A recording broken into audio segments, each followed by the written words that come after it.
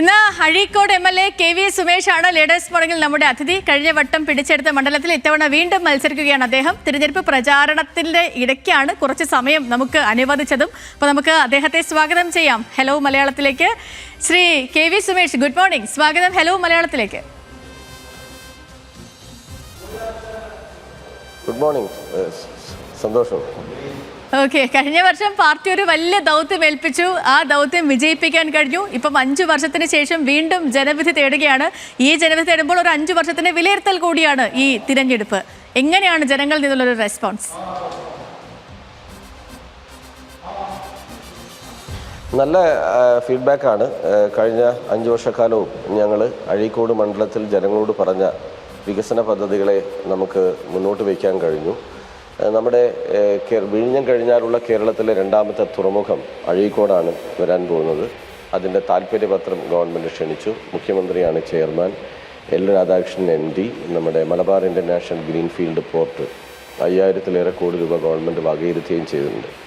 Blue flag ലഭിച്ച ചാൽ beach Kappad കഴിഞ്ഞാൽ ഞങ്ങളുടെ മണ്ഡലത്തിലാണ്. ഈ 5 വർഷത്തിനിടയിലാണ് ഇത് കിട്ടിയത്.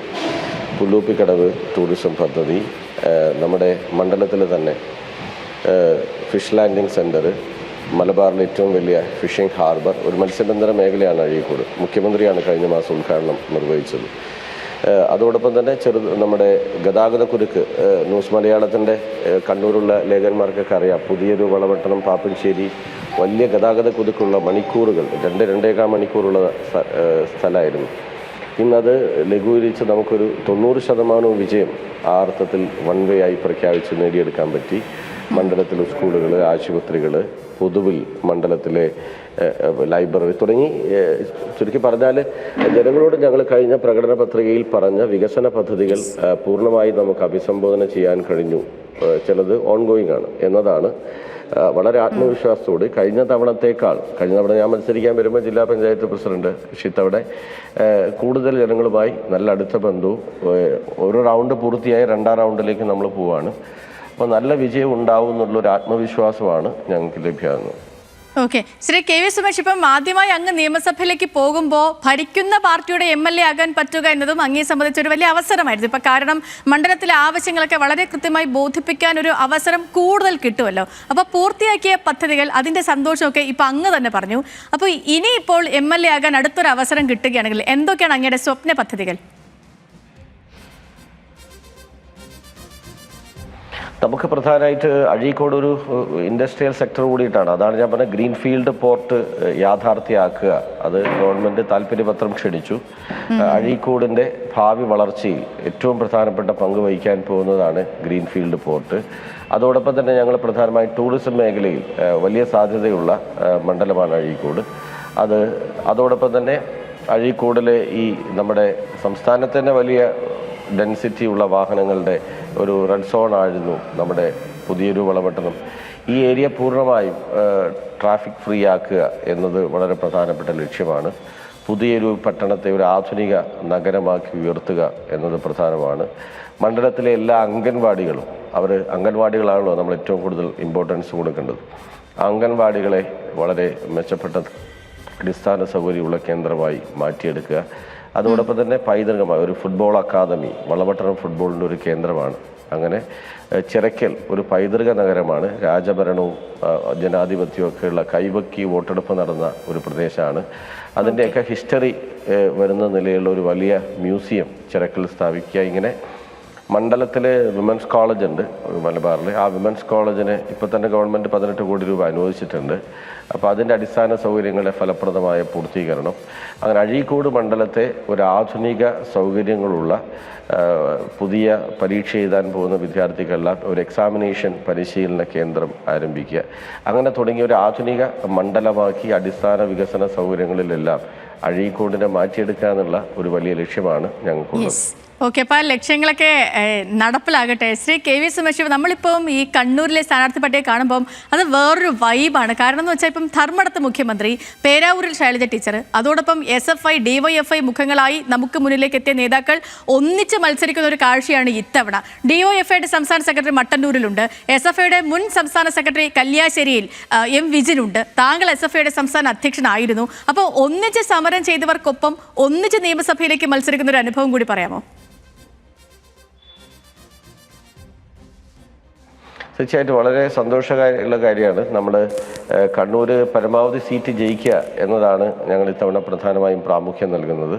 അത് പേരാവിലാണെങ്കിലും ഉൾപ്പെടെയുള്ള സീറ്റ് ഞങ്ങൾക്ക് ജയിക്കാൻ കഴിയും ശൈലജ ടീച്ചറോട് മത്സരിച്ചാൽ. അപ്പോൾ കണ്ണൂർ എക്കാലത്തും വിദ്യാർത്ഥി യുവജന മേഖലയിൽ വളർന്നു. ഇപ്പോൾ TV രാജേഷ്, ഷംഷീർ ഇവരെല്ലാം നേരത്തെ സമാന സമയത്താണ് മത്സരിച്ചത്. അപ്പം അത് സന്തോഷകരമായിട്ടുള്ള ഒരു കാര്യമാണ്. നമ്മളാണ് പ്രഗത്ഭരെന്നല്ല, നമ്മളെക്കാൾ പ്രഗത്ഭരായിട്ടുള്ള ഒരുപാട് പേര് ഞങ്ങളുടെയൊക്കെ ജില്ലയിൽ വളരെ പ്രതിഭാശാലികളായിട്ടുള്ള നേതാക്കന്മാരുണ്ട്. ഇത് വ്യത്യസ്ത പരിഗണന മേഖലയൊക്കെ വരുമ്പോൾ വരുന്നതാണ്. ഏതായാലും സമാന ഞാൻ സനോജ് ഒക്കെ നമ്മളൊക്കെ ഒരുമിച്ച് ഉണ്ടായിരുന്നതാണ്. അപ്പോൾ ഒരുമിച്ചുള്ളവർ നിയമസഭയിലേക്ക് വരുമ്പോൾ, ഇപ്പോൾ ഉള്ള നിയമസഭയിലും ഞങ്ങൾ ഒരുമിച്ച് സംഘടനാ പ്രവർത്തന രംഗത്തുള്ളവരുണ്ടായിരുന്നു. അത് നല്ല ആത്മവിശ്വാസത്തോടെ നല്ലൊരു ടീമായി പ്രവർത്തിക്കുന്നതിന് ഏറെ സഹായകരമായിട്ട് മാറും. ഓക്കെ, വ്യക്തമാണ്. ശ്രീ കെ വി സുമേഷ്, ഇപ്പം അഴീക്കോട് പേരുകൊണ്ട് ഇടത് കോട്ടയാണെങ്കിലും ഇപ്പം നിലവിലെ മണ്ഡലത്തിൻ്റെ ഒരു സ്ഥിതിയൊക്കെ പരിശോധിച്ചാൽ അതൊരു UDF അനുകൂല മണ്ഡലം കൂടിയാണ്. എതിരാളിയായിട്ട് കരീം ചേലേരി എത്തുമ്പോൾ ഇത്തവണയും വലിയൊരു മത്സരം പ്രതീക്ഷിക്കുന്നുണ്ടോ?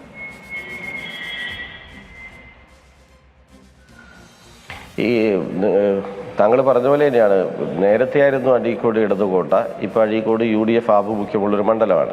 ആ മണ്ഡലത്തിലാണ് കഴിഞ്ഞ തവണ നമ്മൾ ജയിച്ചത്. എതിരാളിയെ വളരെ ബഹുമാനപുരസരമായിട്ടാണ് കാണുന്നത്, ആരെയും കുറച്ച് കാണുന്നില്ല. ലീഗിൻ്റെ ജില്ലാ പ്രസിഡൻ്റാണ്, നേരത്തെ ബഹുമാനായ KM ഷാജി ആയിരുന്നു. പക്ഷെ ഞങ്ങൾക്ക് ഈ നടത്തിയ വികസന പ്രവർത്തനങ്ങളും ജനങ്ങളുമായിട്ടുള്ള ബന്ധവും വെച്ച് ഈ സാഹചര്യം, ഏത് സാഹചര്യത്തെയും ഇത്തവണയും മറികടക്കാൻ കഴിയും എന്ന ആത്മവിശ്വാസം തന്നെയാണ് ഞങ്ങളെ സംബന്ധിച്ചിടത്തോളം.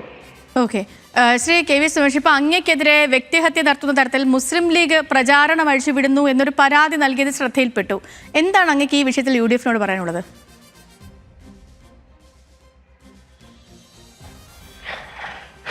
എന്തിനാണ് അവരങ്ങനെ ചെയ്യുന്നതെന്ന് എനിക്ക് മനസ്സിലാകുന്നില്ല. നമ്മൾ ഈ ഇലക്ഷൻ സമയത്തെല്ലാം വ്യക്തിപരമായി അല്ലെങ്കിൽ വസ്തുതയില്ലാത്ത കാര്യങ്ങൾ വിളിച്ചു പറഞ്ഞാൽ ആര് പറഞ്ഞാൽ അവർക്കെതിരായിട്ട് വരികയുള്ളൂ. എനിക്കൊരു ഭയമില്ല ഇത്തരം കാര്യങ്ങളിലൊന്നും. 5 വർഷമായിട്ട് അഴീക്കോടെ ജനങ്ങൾക്ക് എന്നെ അറിയാവുന്നതാണ്. അവർക്കിടയിലാണ് ഞാൻ പ്രവർത്തിച്ചത്. ഞാൻ കോളേജ് ഡിഗ്രി പഠിക്കുന്ന കാലത്ത് പഞ്ചായത്ത് മെമ്പറായിരുന്നു ഡിഗ്രി അവസാനം 5 വർഷക്കാലം 2000-ൽ. പിന്നീട് ജില്ലാ പഞ്ചായത്ത് പ്രസിഡൻ്റായി 2015-ൽ. ഇങ്ങനെ വ്യത്യസ്തമായ ജനപ്രതി എന്ന ചുമതലയിൽ വഹിച്ചിട്ടുകൊണ്ടാണ് ഞാൻ എനിക്ക് അങ്ങനെ ഒരു അനുഭവമുണ്ട് പിന്നെ നിയമസഭയിലേക്ക് വരുന്നത്. ശരിയല്ലാത്ത ഒരു വഴിയിലൂടെയും നാളിതുവരെ സഞ്ചരിച്ചിട്ടില്ല. ജനങ്ങളെ ഏൽപ്പിക്കുന്ന ഉത്തരവാദിത്വം വളരെ ഫലപ്രദമായി നിർവഹിക്കുക എന്നുള്ളതാണ്. രാഷ്ട്രീയമായിട്ടും വികസനം പറഞ്ഞും നേരിടാൻ കഴിയാതെ വരുമ്പോൾ വ്യക്തിപരമായി ആക്രമിക്കുന്നു, വസ്തുതയില്ലാത്ത കാര്യങ്ങൾ നിരത്തുന്നു എന്നത് കനത്ത തിരിച്ചടി പറയുന്നവർക്കാണ് ഉണ്ടാകുക എന്നതാണ് എൻ്റെ അഭിപ്രായം. Okay, Shri K V Sumesh, ഇപ്പം വികസനം ചർച്ചയാക്കി ഇടതുപക്ഷം വോട്ട് പിടിക്കുമെന്നായിരുന്നു തുടക്കം മുതൽ പറഞ്ഞിരുന്നത്. പക്ഷേ ഇപ്പം ചർച്ച മുഴുവൻ നോക്കൂ ഡീൽ വിവാദങ്ങളിലേക്കും കണ്ണൂരിലെ അടക്കം ഉൾപാർട്ടി പ്രശ്നങ്ങളിലേക്കും ഒക്കെ കുരുങ്ങിക്കിടക്കുന്നു എന്നൊരു തോന്നലാണ്. അപ്പോൾ ഈ വികസനം ചർച്ചയാക്കാതിരിക്കാൻ ഒരു ശ്രമം നടക്കുന്നു എന്ന് അങ്ങ് കരുതുന്നുണ്ടോ? അത് കഴിഞ്ഞ പഞ്ചായത്ത് ഇലക്ഷനിൽ നമ്മളത് കണ്ടതാണ്. ഈ വികസനം UDF അവർ ആഗ്രഹിക്കുന്നേയില്ല, അങ്ങനെ ഒരു ഡിസ്കഷനിലേക്ക് വരുന്നതേയില്ല. പഞ്ചായത്ത് ഇലക്ഷൻ നമ്മൾ കണ്ടതാണ്. ശബരിമല, SIR വിഷയങ്ങൾ തെറ്റിദ്ധരിപ്പിക്കുന്ന നിലയിൽ അവതരിപ്പിക്കുകയായിരുന്നു. ഇപ്പോഴും ക്ഷമിക്കുന്നതാണ്. പക്ഷേ കേരളത്തിലെ മതനിരപേക്ഷ വോട്ടർമാർക്കറിയാം സംഘപരിവാരുമായിട്ട് ഒരു അലയൻസ് ഇടതുപക്ഷത്തിന് കമ്മ്യൂണിസ്റ്റ് പാർട്ടിക്ക് ആലോചിക്കും എന്ന് പറയുന്നത് എന്തൊരു മണ്ടത്തരാണ്. ഞങ്ങളെ സംബന്ധിച്ചിടത്തോളം വർഗീയതയ്ക്കെതിരെ ഏറ്റവും ശക്തിയേറിയ നിലപാട് ഞങ്ങൾ ഇന്ത്യയിൽ ഒരു വലിയ ശക്തിയൊന്നുമല്ല. പക്ഷേ ഇന്നത്തെ ഇന്ത്യൻ രാഷ്ട്രീയ സാഹചര്യത്തിലും കേരളത്തിൽ ഞങ്ങളൊരു പ്രബല പാർട്ടിയാണ്. ഒരു ഘട്ടത്തിലും ഒരു വർഗീയ ശക്തിയോടും ഒരു തരത്തിലുള്ള യോജിച്ച നിലപാട് സ്വീകരിച്ചവരല്ല ഞങ്ങൾ. അതുകൊണ്ട് തന്നെ ഞങ്ങൾക്ക് യാതൊരു ഭയമില്ല. ഇത് ആസൂത്രിതമായ ഒരു പ്രചരണമാണ്. കേരളത്തിൽ 10 വർഷക്കാലമായി ഞങ്ങളുടെ ഗവൺമെൻറ് നടപ്പിലാക്കിയിട്ടുള്ള വികസന നേട്ടങ്ങളെ, വികസന പദ്ധതികളെ അതിനെ അഭിമുഖീകരിക്കാൻ, അതിനെ സംവാദത്തിന് UDF ആത്മവിശ്വാസം ഇല്ല. അതുകൊണ്ടാണ് ഇത്തരം ശരിയല്ലാത്ത പ്രചരണത്തിലേക്ക് പോകുന്നത്. അത് കേരളത്തിലെ ജനങ്ങൾ വിശ്വസിക്കാൻ പോകുന്നില്ല. പഞ്ചായത്ത് ലോക്സഭാ ഇലക്ഷൻ്റെ റിസൾട്ട് അല്ല ഈ നിയമസഭാ ഇലക്ഷൻ ഉണ്ടാവാൻ പോകുന്നത്. മൂന്നാം LDF സർക്കാർ അധികാരത്തിൽ വരും എന്ന കാര്യത്തിൽ ഒരു തർക്കമില്ല. Okay, Shri K V Sumesh, ഞാൻ ഒരു കാര്യം കൂടി ചോദിച്ച് അങ്ങേ ഫ്രീ ആക്കാം. ഇപ്പം TK ഗോവിന്ദനാകട്ടെ, കുഞ്ഞികൃഷ്ണനാകട്ടെ, ജില്ലയിലെ മുതിർന്ന നേതാക്കളൊക്കെയും UDF-നൊപ്പം നിൽക്കുമ്പോൾ, ഒപ്പം മത്സരിക്കുമ്പോൾ ഏതെങ്കിലും തരത്തിലൊരു അത് ഒരു വെല്ലുവിളിയാകുമെന്ന് കരുതുന്നുണ്ടോ?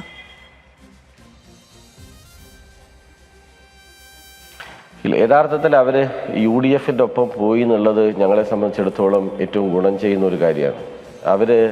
അവരുന്നയിക്കപ്പെട്ട വിഷയവും എന്തിനു വേണ്ടിയായിരുന്നു എന്ന് ജനങ്ങൾക്ക് ഇപ്പോൾ ബോധ്യമായി. മത്സരിക്കാൻ വേണ്ടിയായിരുന്നു എന്നതാണ്. ഞങ്ങളുടേതുപോലുള്ളൊരു ജില്ലയിൽ വളരെ വസ്തുതാപരമായി സൂക്ഷ്മമായി സാഹചര്യങ്ങളെ വിലയിരുത്തി വിവിധ പരിഗണന, നേരത്തെ അങ്ങ് ചോദിച്ചതുപോലെ വിദ്യാർത്ഥി യുവജന മേഖലയൊക്കെ വ്യത്യസ്തമായ പരിഗണനകൾ വെച്ചുകൊണ്ടാണ് ആളുകൾ മത്സരിക്കുന്നത്. ഈ സ്ഥലങ്ങളിലെല്ലാം അവർ ചെയ്തത് എന്താ? ഇപ്പോൾ അവർ ചെയ്തത് UDF-ൻ്റെ സ്ഥാനാർത്ഥിയായിട്ട് മാറുക ചെയ്തത്.